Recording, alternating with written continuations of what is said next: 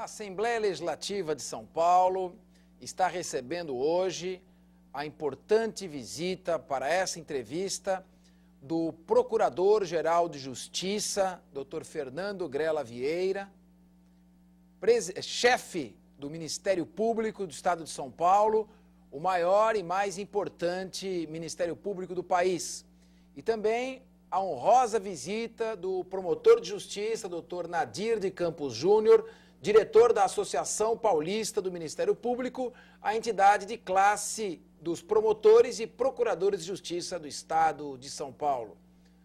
Dr. Grela, uma satisfação muito grande em recebê-lo. Nós estamos hoje discutindo alguns projetos em tramitação na Assembleia Legislativa de interesse não apenas da instituição, mas sobretudo da sociedade.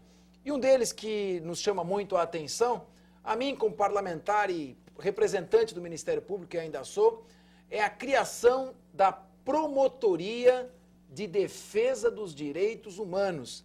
Muito interessante essa preocupação. O Ministério Público que atua em tantas áreas e defende os direitos humanos, agora por meio de uma promotoria específica. Como é que o senhor vê isso? Fala um pouco desse projeto para os nossos telespectadores.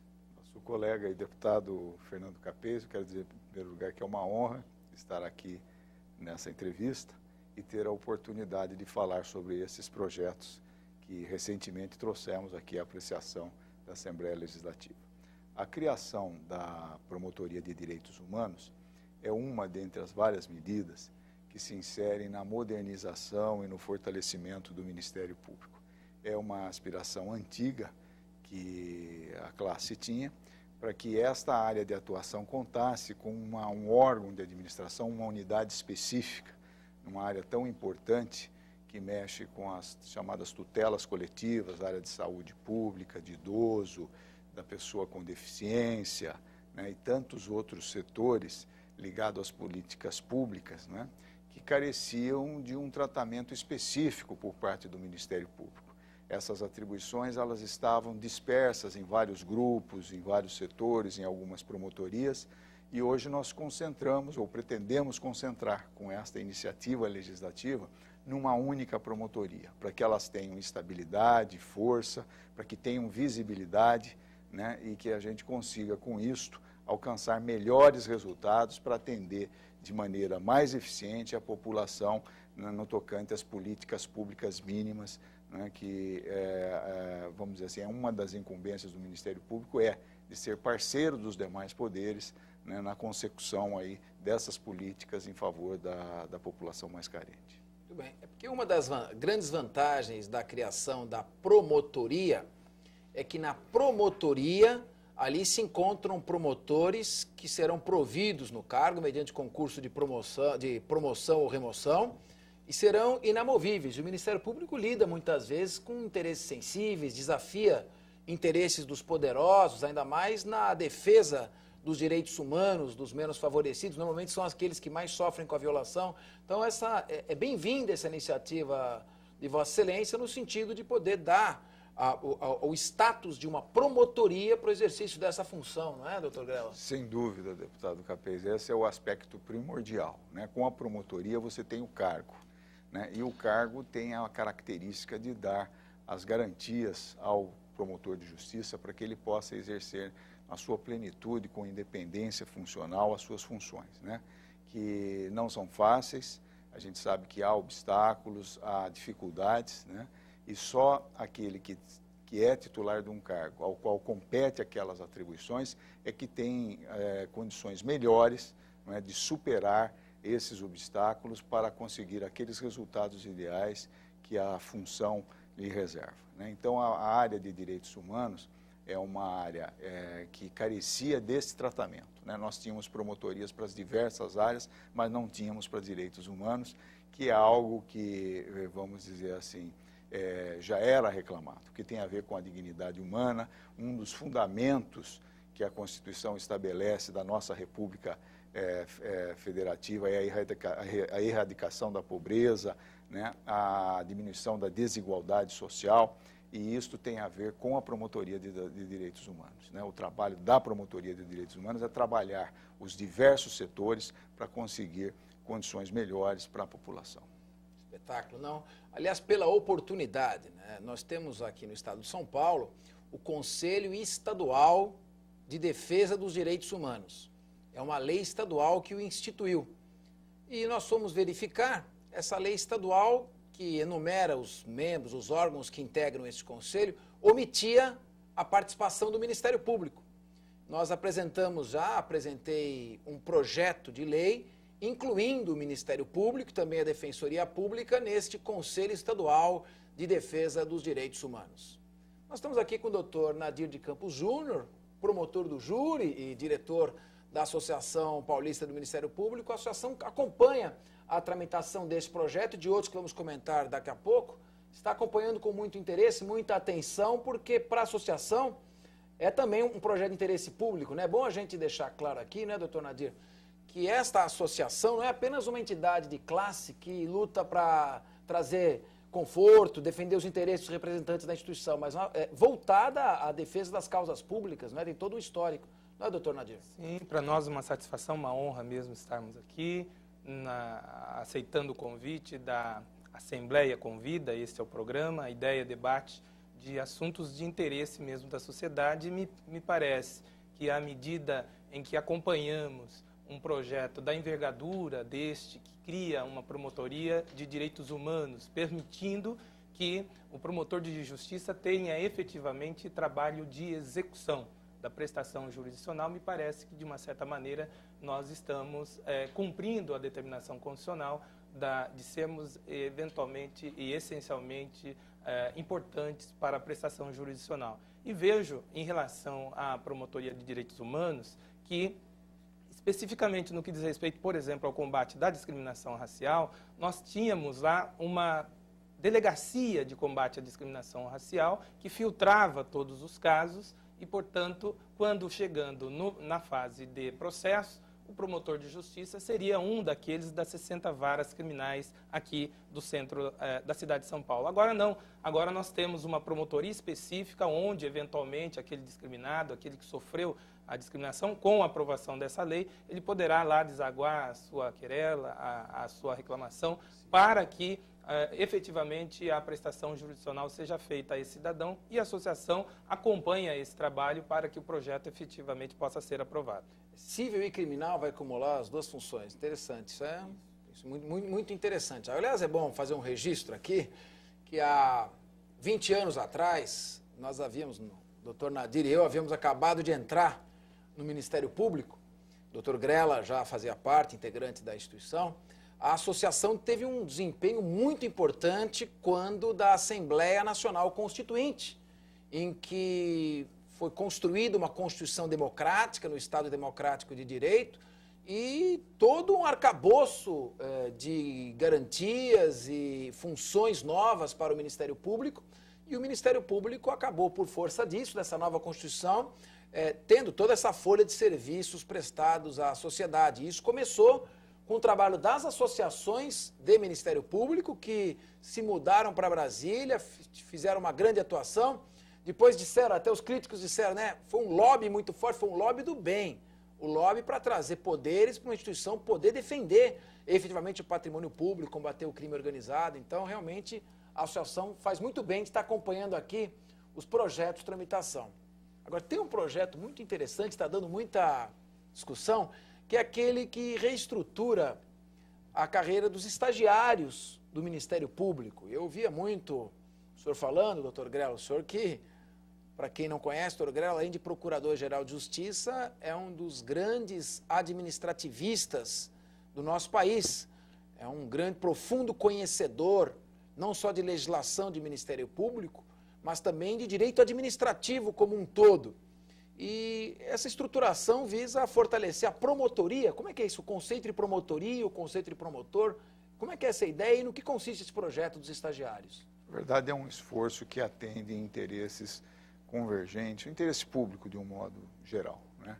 A reestruturação da figura do estagiário, que é um órgão auxiliar do Ministério Público, ela atende ao interesse da instituição, na medida em que busca valorizar o valor da bolsa, que hoje é paga para o estagiário, mas também permitir que o estagiário, depois de concluído o curso, possa permanecer como estagiário por até 3 anos após a conclusão do curso e, com isso, poder, então, adquirir um conhecimento maior, se aprofundar, né, em termos práticos naqueles conhecimentos adquiridos na faculdade, né?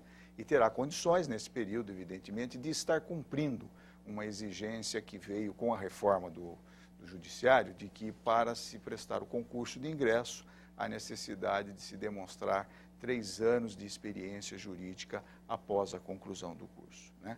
Evidentemente que o estagiário, nessas condições, ele dará um enorme apoio à atividade das promotorias, das procuradorias, dos órgãos de execução em geral, porque será uma pessoa preparada, apta, né, bem informada, e o sistema hoje, ele na verdade se mostra injusto, na medida em que quando o aluno está adquirindo condições melhores, conhecimentos melhores, ele termina o curso, tem que se encerrar o estágio. Não é bom para ele, não é bom para a instituição.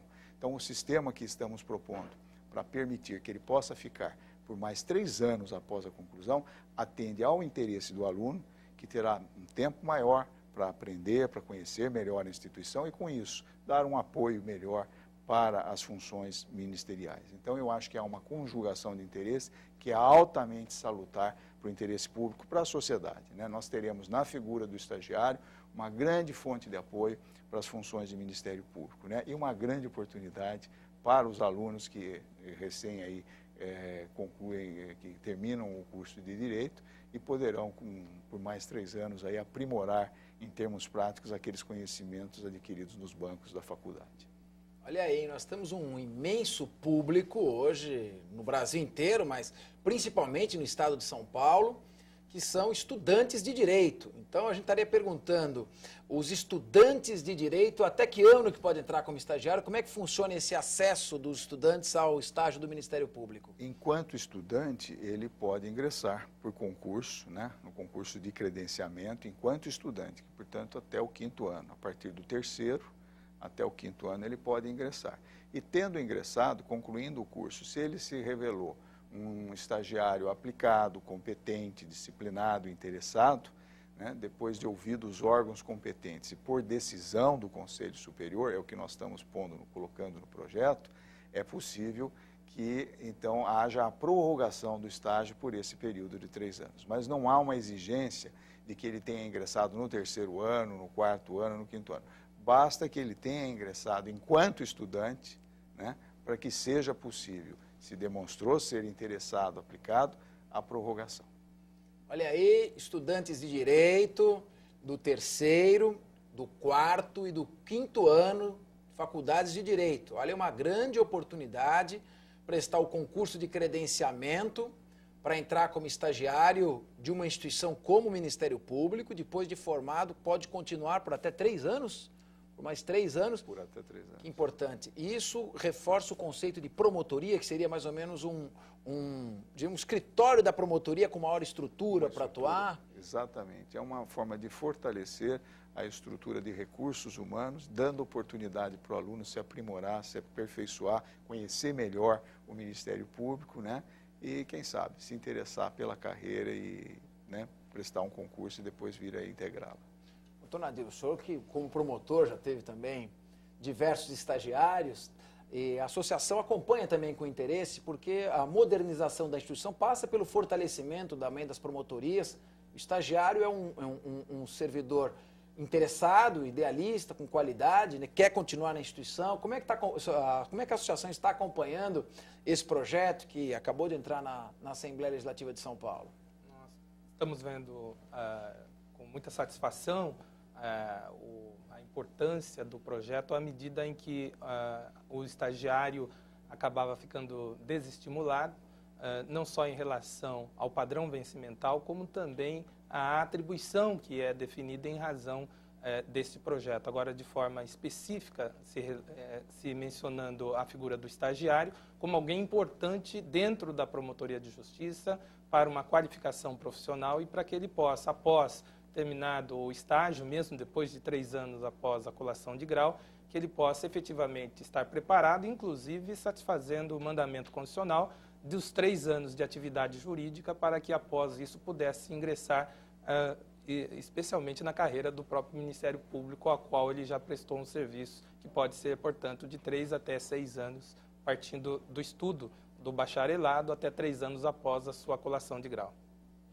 Bom, esses projetos estão em tramitação aqui na Assembleia, esperamos que tramitem em regime de urgência, porque, repito, não são projetos do interesse do servidor que está no Ministério Público, são interesses que visam ao aprimoramento institucional para aumentar a eficiência da instituição e melhor atender ao interesse público.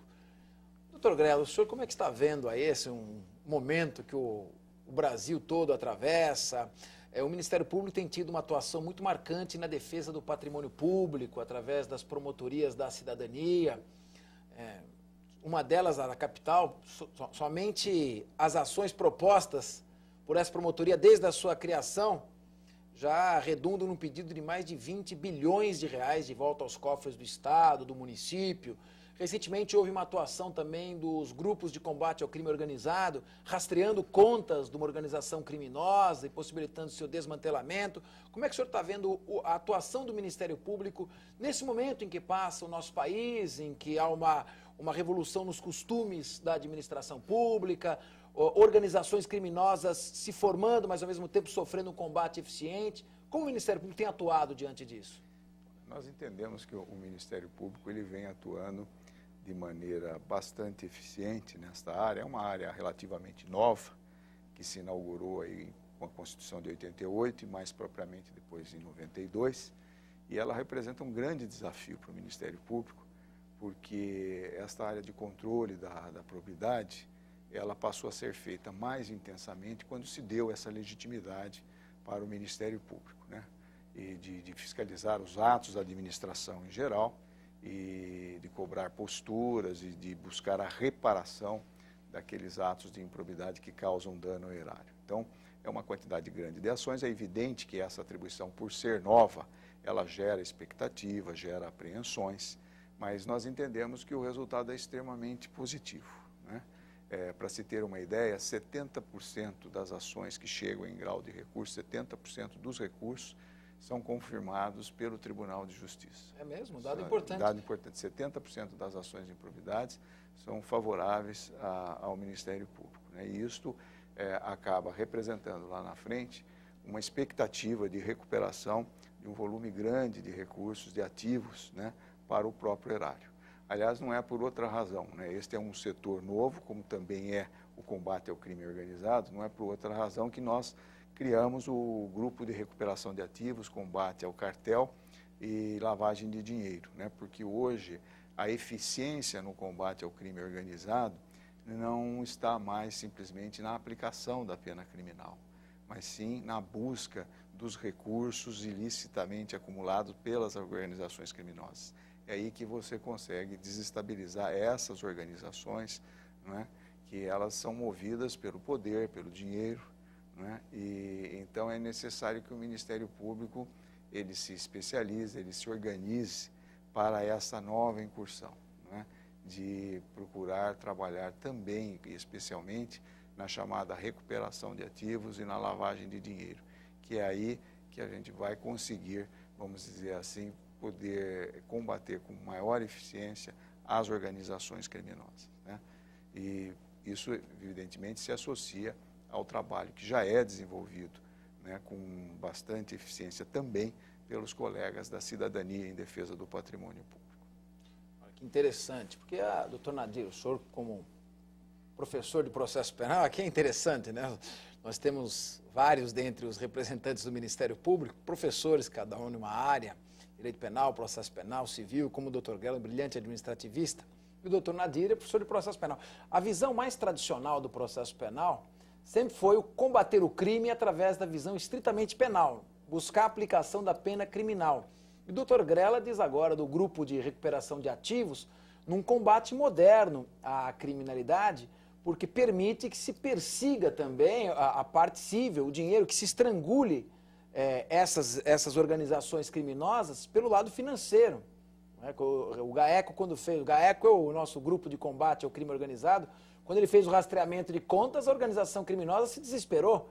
começaram a partir até para assalto a banco, porque não tinham mais como financiar as suas ações. Como é que o senhor vê isso, esse grupo de recuperação de ativos, essa atuação no combate à corrupção, no combate ao dano ao patrimônio público? Como é que a associação, que, repito, não está aí só para ver direitos e interesses dos promotores, mas principalmente a defesa das bandeiras institucionais, está vendo esses avanços? Vê com bons olhos à medida em que, na verdade, o Ministério Público, na Constituição de 1988, reafirma o seu papel na área criminal, mas também sedimentado no plano constitucional de instrumentos de atuação na área civil, de tal sorte que aquela ação civil pública prevista em 1985, ela é, na verdade, levada ao plano constitucional, a dogma constitucional, possibilitando ao membro do MP esse trabalho de recuperação através de ações de improbidade e outras ações de combate à criminalidade e também de recuperação de ativos. E a gente observa, então, que o cidadão comum tem uma visão agora, talvez, um pouco mais elástica da instituição e do grande papel que ela pode exercer em favor de todos os contribuintes que têm, por assim dizer, o patrimônio lapidado pela ação do mau governante. Muito bem. Bom, defesa dos direitos humanos por meio da criação da Promotoria de Direitos Humanos, cuja criação depende de aprovação de lei nesta Casa Legislativa, na Assembleia, a reestruturação da carreira de estagiário, que atende aqui não só o interesse de dezenas de milhares de estudantes de direito, mas aprimora a eficiência do trabalho do Ministério Público, porque fortalece a estrutura das promotorias de justiça, combate ao crime organizado por meio de uma atuação científica, de rastreamento de contas, um trabalho de inteligência que é feito pelo Ministério Público com muita competência, em parceria com as polícias, e um trabalho que tem dado muito certo. Mas agora eu queria fazer uma pergunta quanto ao interesse do jurisdicionado. Nosso Tribunal de Justiça, doutor Fernando Grela Vieira, o maior Tribunal de Justiça do mundo, se encontra no estado de São Paulo, que detém 40% da população do país. E embora tenha 40% da população do país, 60% dos recursos estão no Tribunal de Justiça. É o tribunal mais assoberbado. E todos os recursos que vão ao Tribunal de Justiça e dizem respeito ao interesse público devem ser precedidos, antes do julgamento pelo tribunal, de parecer do Ministério Público, né? O nosso custos legis, né? O fiscal da lei. E o senhor demonstra também a preocupação em incrementar a segunda instância da instituição e agilizar o trabalho. Como é que fica isso? É um projeto aqui de criação de cargos na segunda instância? É um projeto importante que nós apresentamos ao lado desse que cria a Promotoria de Direitos Humanos, a Promotoria de Combate à Sonegação Fiscal e que reestrutura a figura do estagiário, a este projeto pelo qual se solicita a transformação de 98 cargos de promotor de justiça em cargos de procurador, exatamente para que a gente tenha um número de membros necessários para fazer frente ao grande volume de serviço que hoje se encontra na segunda instância, né? Nós temos um acúmulo enorme de processos, é uma realidade que está aí. É evidente que esse acúmulo ele foi gerado por várias causas, né? Existe uma cultura da litigiosidade na nossa sociedade, existe uma participação, uma responsabilidade disso do próprio poder público, que não é de agora, isso vem de anos, que contribui para esse grande acervo de processos, mas a realidade é que o jurisdicionado quer a resposta do tribunal, ele quer a decisão final para saber se o seu direito será ou não reconhecido, né? E nós só poderemos dar essa resposta se nós tivermos uma estrutura mínima. Por mais que se pense em mecanismos de racionalização, de apoio à atividade, enfim, é evidente que você precisa ter um número mínimo de membros dedicados a essa atividade. Então, o que nós estamos propondo é um número mínimo de membros. Nós não tínhamos criação de cargos de procurador de justiça há mais de 17 anos, né?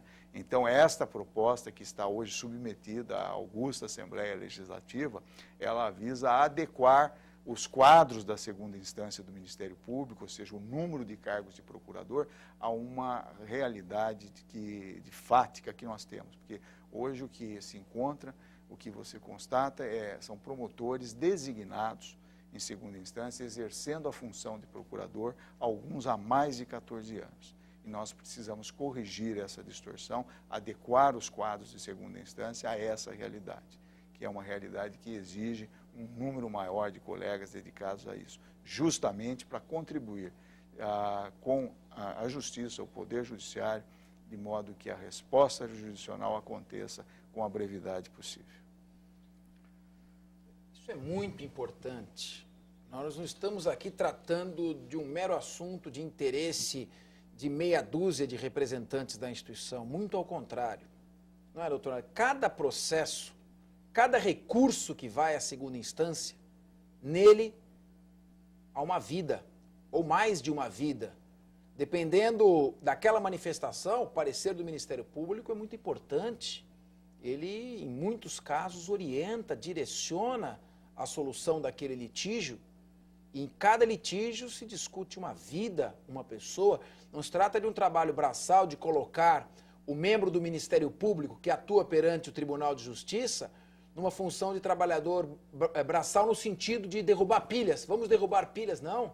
É um trabalho intelectual desgastante que demanda atenção, tranquilidade de espírito para que aquele parecer possa ser bem elaborado.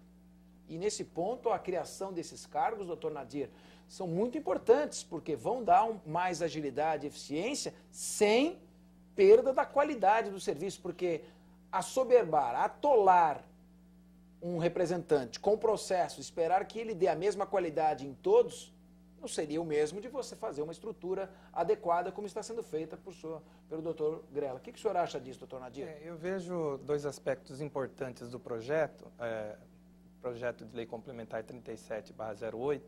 O primeiro aspecto que vejo muito relevante é que não há para suas excelências, os dignos deputados estaduais, na aferição do projeto, nenhum impacto orçamentário, porque uma grande parte desses colegas já se encontram dando parecer em segunda instância, de tal sorte que não há que se discutir, no primeiro momento, um aumento no orçamento do Ministério Público para essa finalidade. Num segundo momento, avalio também como importante que, de uma certa maneira, a criação desses 98 cargos vão criar uma possibilidade de oxigenação da própria carreira do Ministério Público, permitindo que aqueles que se encontram em degraus menores da instituição possam também obter a sua promoção. E de tal sorte que aquele promotor, dando o seu parecer, exercendo a função de procurador de justiça, vai poder, de uma certa maneira, exercer a função do Ministério Público com uma maior tranquilidade e, num segundo momento, os processos já distribuídos à Procuradoria de Justiça vão poder, então, ser recebidos por quem exerce a função de procurador. E aqueles demais que se encontram na carreira vão poder ter a sua chance, a sua oportunidade de engrandecimento profissional. E o jurisdicionado vai ter a convicção de que o seu processo lá parado no escaninho vai ter a manifestação e depois uma decisão do Poder Judiciário e ele vai ter a resposta ao pleito apresentado ao Poder Judiciário. Muito bem.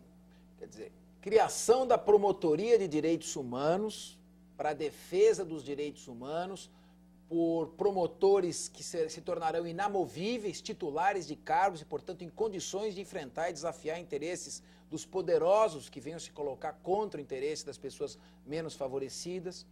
A modernização do trabalho em segunda instância com a criação de novos cargos para agilizar o andamento dos recursos, o processamento de recursos dentro do Ministério Público.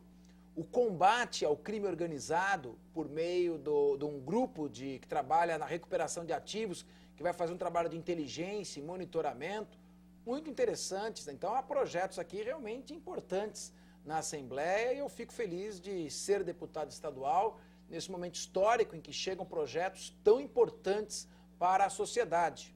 Agora, um deles aqui me chama a atenção, ele a princípio parece ser um assunto, usando uma expressão em latim, interna corporis, quer dizer, de âmbito interno. Mas ele demonstra, na verdade, uma democratização na administração da instituição. E quando há democratização, existe, evidentemente, uma maior eficiência, uma maior participação de todos. O senhor está criando 4 subprocuradorias gerais. Como é que funciona isso? Como é que será nesse projeto em tramitação na Assembleia?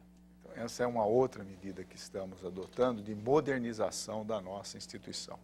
E o objetivo que se tem com a criação das subprocuradorias é de se buscar a desconcentração de poder que hoje existe na figura do Procurador-Geral. Há uma gama enorme de atribuições afetas ao Procurador-Geral de Justiça, não só funções de execução, como funções administrativas, de gestão, e pelo tamanho da nossa instituição, né, pelo gigantismo do Ministério Público, é humanamente impossível que o Procurador-Geral consiga desempenhar a contento todas essas tarefas. Quantos membros estão hoje na instituição? 1.800 membros, né? E há um quadro de servidores e uma série de funções de atribuições. Então, há necessidade de se proceder a essa desconcentração, delegando a colegas, que são subprocuradores, as tarefas na área de representação, na área de movimentação interna, de gestão, não é? De administração. Boa parte das atribuições hoje concentradas no gabinete do Procurador-Geral. Com isso, nós vamos ganhar em eficiência, em agilidade, não é? Porque não é possível, com a dimensão que tem hoje o Ministério Público de São Paulo, que uma única pessoa fique encarregada de todas as decisões, né? É evidente que o Procurador-Geral, ele será o Procurador-Geral, ele dá lá a palavra final, né, nas grandes questões, mas é preciso que boa parte das tarefas fiquem a cargo dos subprocuradores, né? Então, é uma iniciativa que visa a modernização, o aperfeiçoamento da instituição. Bom, a Associação Paulista do Ministério Público, que é a associação do Ministério Público, seria, em tese, se fosse o caso, o órgão sindical dos promotores, mas que, na verdade, atua mais na defesa de bandeiras institucionais. Mas nem sempre a associação é obrigada a concordar com as decisões dos órgãos da administração superior, dentre os quais o chefe da instituição, o Procurador-Geral de Justiça, Dr. Nadir, que é promotor de justiça há 20 anos e é diretor da associação, está aqui representando o presidente da associação, Dr. Washington Epaminondas Barra. Eu pergunto ao senhor, a associação está de acordo com isso?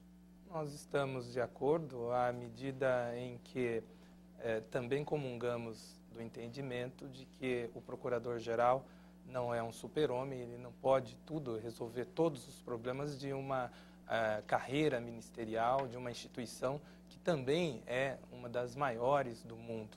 Não é só o Tribunal de Justiça, o Ministério Público do Estado de São Paulo é um dos maiores dos ministérios públicos do mundo, de tal sorte que essa divisão de tarefas ou de novas atribuições através desses cargos de subprocurador são de suma importância. Devo lembrar que algumas unidades federativas já adotam essa divisão de trabalho, vamos dizer assim, e tem sido eficiente na prestação do serviço e também dividindo o trabalho administrativo, o trabalho político, o trabalho de gestão, de tal sorte que a atuação política institucional do Procurador-Geral se fortalece à medida em que ele democratiza e divide as tarefas institucionais.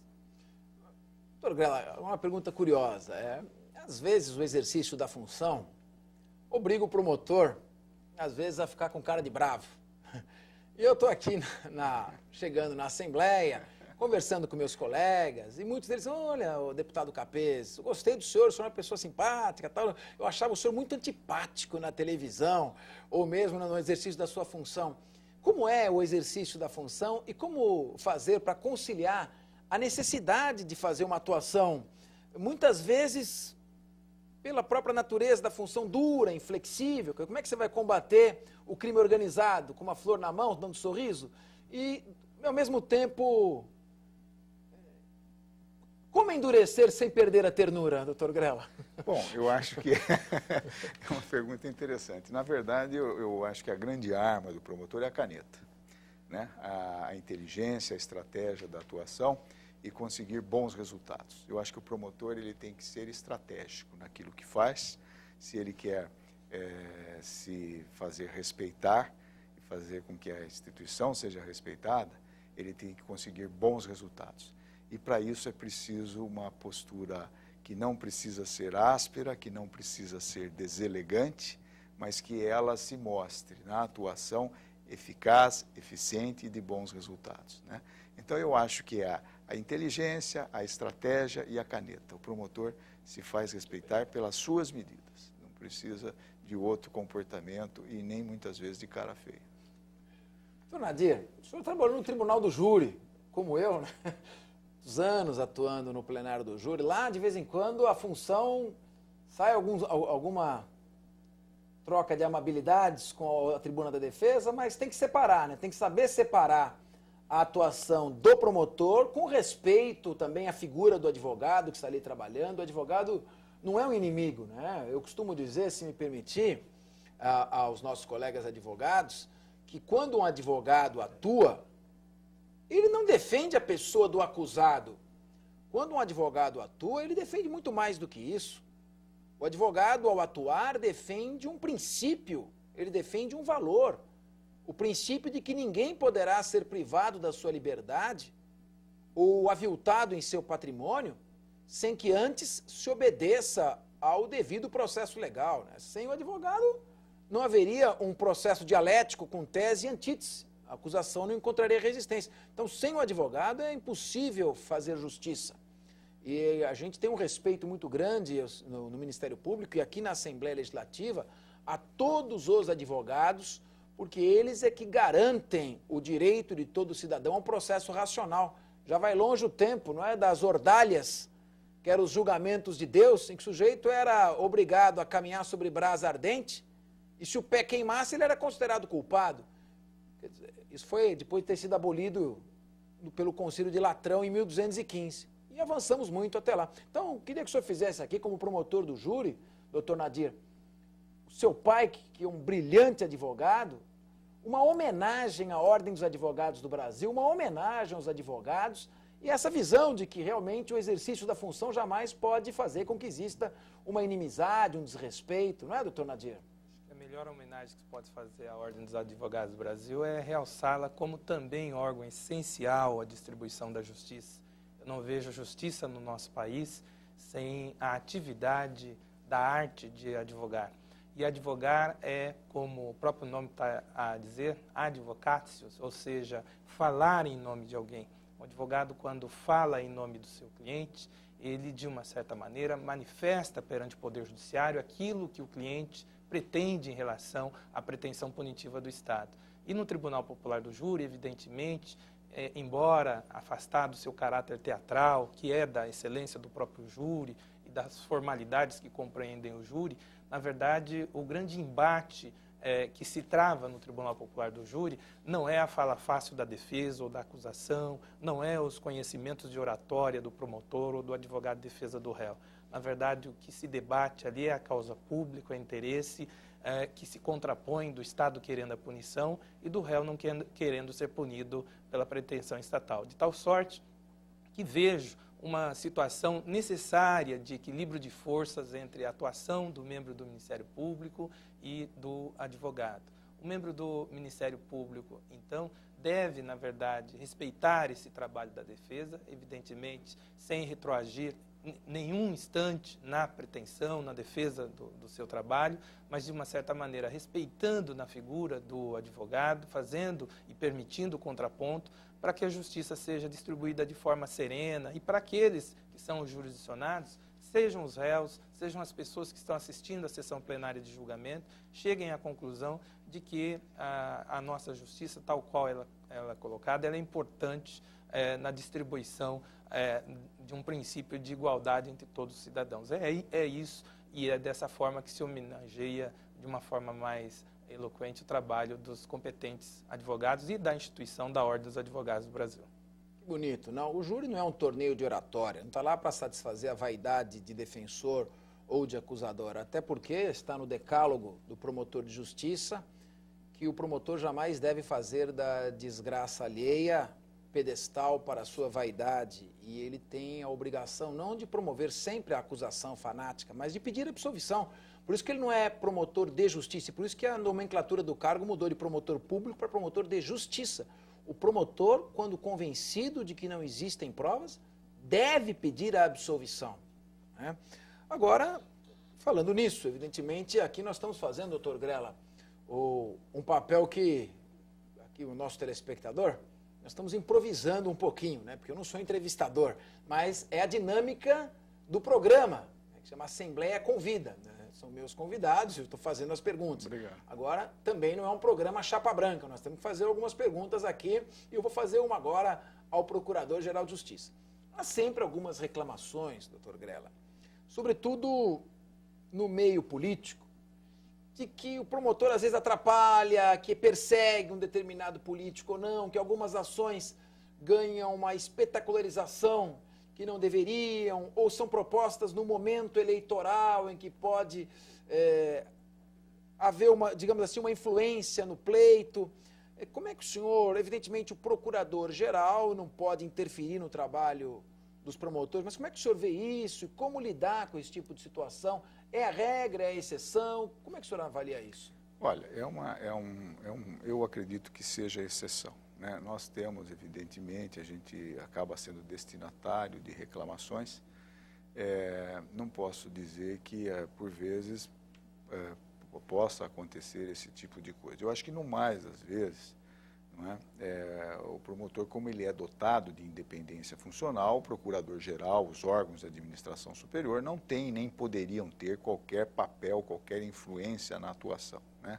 Esse é um princípio fundamental que rege a atividade ministerial, mas sem o qual, princípio esse, sem o qual o promotor não poderia desempenhar essa missão que a Constituição lhe deu, né? E eu acredito que são exceções e absolutamente muito raras, né? Pode ocorrer, nós já tivemos exemplos no passado, né? E que não podem, evidentemente, servir de exemplo daquilo que a instituição representa, né? Eu acho que casos isolados de atitudes infelizes de colegas, eventualmente, que tenham agido em uma oportunidade inadequada ou com excesso, não podem representar aquilo de bom, aquilo de proveitoso que a instituição, vamos dizer assim, consegue e trabalha e obtém em favor da sociedade, né? É evidente que uma instituição é feita de homens e, como tal, é passível de que os seus membros cometam equívocos, cometam erros, né? Mas nós não podemos, evidentemente, tomar casos isolados, né, situações excepcionais, para, através dela, traduzir o que representa a instituição, não é? Esses casos podem ocorrer, eu acredito que se ocorreram no passado, se ocorre, são, com certeza absoluta, exceções, casos, vamos dizer assim, absolutamente identificáveis, né? Mas que não podem servir para desmerecer o papel relevante que o Ministério Público procura desempenhar, né? E nós estamos convencidos disso, de que o Ministério Público é importante no conserto dos órgãos estatais, não é? E que eventuais abusos, se ocorrerem, não é? Eles devem ser tratados, naquele caso específico, de maneira isolada, mas sem que isto sirva para identificar ou para traduzir um conceito do que é a instituição na sua missão de órgão defensor da sociedade. No século XVIII, quando começou o Ministério Público, eram os procuradores do rei. Então, os promotores agiam sob ordens expressas do governante, que tinha um controle total sobre todos eles. Seria muito difícil você, nessas circunstâncias, ver o Ministério Público se voltar contra os poderosos ou contra os detentores do poder. Seria, então, o preço pago pelo eventual abuso esporádico de um ou outro representante, seria um preço justo que a democracia paga para ter uma instituição eficiente, que luta pela defesa dos interesses sociais? Sem dúvida nenhuma, sem dúvida nenhuma. A independência funcional é um princípio sagrado, né? Sem a independência funcional, nós não temos Ministério Público, aliás, como não se tem judiciário, como se não se tem judicatura, né? O promotor deve agir guiado pela sua consciência e pela lei, né? Então, é um princípio fundamental que, aliás, ele somente existe porque ele se suporta num tripé, que são as garantias da vitaliciedade, da inamovibilidade e da irredutibilidade de vencimentos. A Constituição expressamente consagra essas garantias tanto para juízes quanto para promotores, porque elas são indispensáveis para que se tenha independência funcional. Sem independência funcional, como o senhor bem disse, deputado Capês, não se pode enfrentar os poderosos, o poder econômico, o poder político, nos vários segmentos, o crime organizado, enfim.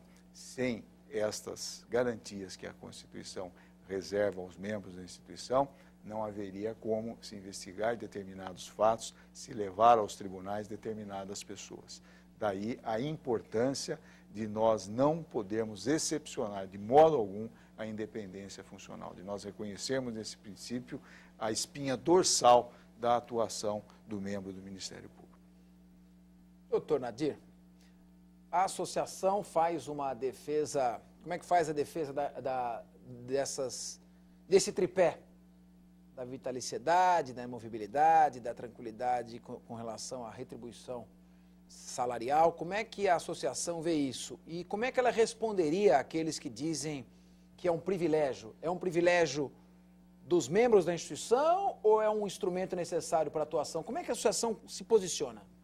Eu vejo que, na verdade, o legislador constituinte estabeleceu, em relação ao Ministério Público, algumas prerrogativas que os distinguem dos demais agentes do Estado, de tal sorte que a vitaliciedade, a mobilidade, a irredutibilidade de vencimentos são prerrogativas que permitem ao membro do MP exercer com tranquilidade, com autonomia e com independência mesmo as suas funções ministeriais. Penso que um Estado de direito forte pressupõe instituições fortes. E a instituição do Ministério Público se fortaleceu à medida em que ganhou alguns instrumentos que são indispensáveis para o exercício da função ministerial. Em recente pesquisa, o Ministério Público foi apontado, pesquisa de âmbito nacional, uma das instituições de maior credibilidade do nosso país. Seja no combate à criminalidade organizada, seja no combate à corrupção, na defesa do patrimônio público, do meio ambiente, do consumidor, na atuação nas promotorias criminais, nas promotorias cíveis, enfim. É uma instituição que tem desempenhado um papel relevante, principalmente após a promulgação da Carta Constitucional de 5 de outubro de 1988, e uma instituição, portanto, que está dando certo. Eu pergunto, então, ao doutor Grela, que se quiser motivar e justificar, é uma pergunta seca. Eu não digo curta e grossa, porque eu sou uma pessoa, me reputo uma pessoa educada, mas uma pergunta curta. Doutor Fernando Grela, Procurador-Geral de Justiça. Vale a pena investir no Ministério Público? Sem dúvida nenhuma, vale a pena investir no Ministério Público. Os resultados estão aí, nas diversas áreas, e a sua função, a função do Ministério Público, ela é inteiramente voltada para a sociedade. Eu vou citar algumas áreas: pessoa com deficiência, a atuação dos colegas nessas áreas, quanto não tem contribuído ao lado dos poderes executivo e legislativo para melhorar as condições de vida dessas pessoas, dos idosos, da infância e juventude, né, dos vários setores da saúde pública. Então, é lógico que não é tudo que é resolvido pelo Ministério Público, mas o Ministério Público exerce uma tutela aí relevantíssima na defesa dos interesses desses diversos segmentos da sociedade. Investir no Ministério Público é investir na dignidade da pessoa humana, né? É investir num trabalho que busca a erradicação da pobreza, a eliminação da desigualdade social. O Ministério Público é um órgão que sempre esteve próximo da sociedade, não é? Sempre voltado para o atendimento ao público nas suas formas de atuação. Hoje a promotoria comunitária é um exemplo que nós adotamos na nossa gestão, de aproximação ainda maior do promotor com a comunidade em busca do aperfeiçoamento das políticas públicas, sempre num papel de diálogo, de interlocução com os poderes públicos, né? Seja poder executivo e poder legislativo. Então, investir no Ministério Público, sem dúvida nenhuma, é trabalhar para melhores condições, é dar meios para que se consiga, não é, melhores condições para a sociedade. Evidentemente que é um trabalho conjugado, um trabalho em parceria com setores do Executivo, com setores do Legislativo e para coibir abusos da própria iniciativa privada que vem em detrimento de interesses aí da coletividade. Muito bem. O doutor Nadir de Campos Júnior, que além de, se me permita dizer assim, um dos melhores professores de processo penal do país, professor, processualista, autor de obras, é um promotor importante e um representante, um líder dentro do Ministério Público. E que lida também com essa questão da desigualdade racial, do preconceito de todas as ordens, preconceito racial. Queria saber como é que o Ministério Público está atuando nessa área, no combate a preconceito contra afrodescendentes, pessoas dos mais variados segmentos. Fala um pouco dessa atuação nessa nossa despedida. Podemos dizer, de uma forma bem simples, que, na verdade, nós tínhamos, até então, uma assessoria especial filtrando os problemas relacionados ao combate à discriminação racial. De tal sorte que agora, com esse projeto que é apresentado por Sua Excelência, o Procurador-Geral, nós vamos ter órgãos de ação, de execução, atividade fim, ou seja, o promotor exercendo o combate à discriminação racial. A gente fica muito satisfeito, não falo agora enquanto membro do Ministério Público, mas como o cidadão comum, aquele que pode, evidentemente, estar numa situação de injustiça em razão de discriminação, poder ver na atuação do promotor, do Ministério Público, um instrumento para obtenção da justiça no seu caso concreto. Então, nós auguramos que esse projeto possa seguir os seus trâmites normais, a associação vai continuar acompanhando de perto todos esses aspectos do projeto que apresentamos e temos a certeza que, aprovados eles pela Assembleia Legislativa e sancionados por Sua Excelência o Governador do Estado, a sociedade paulistana vai ter mais instrumentos, o Ministério Público também, de combate à discriminação, de divisão de trabalhos da promotoria e outras atividades afins do Ministério Público e, portanto, acompanhamos como diretores da associação para que tenha sucesso a aprovação de todos esses projetos que dizem respeito à atuação dos membros do Ministério Público. Muito bem. Esse é o programa Assembleia Convida. O Ministério Público teve grandes procuradores gerais, Paulo Salvador Frontini, Cláudio Ferraz de Alvarenga, Antônio Araldo Ferraz Dalpozo, Emanuel Burli Filho, Luiz Antônio Guimarães Marrei, Dr. José Geraldo Brito Filomeno, Rodrigo Rebelo Pinho e agora esta brilhante e representativa figura do mundo jurídico, Dr. Fernando Grela Vieira, que tem feito um trabalho muito importante dentro da instituição, com reflexo para a sociedade. Dr. Grela, parabéns pelos projetos que acaba de enviar à Assembleia Legislativa de São Paulo. Foi um prazer muito grande, uma honra muito grande. Os e-mails estão aí para você se corresponder e solucionar as suas dúvidas. E essa é a instituição, o Ministério Público, e esse é o programa Assembleia Convida. Um grande abraço para você.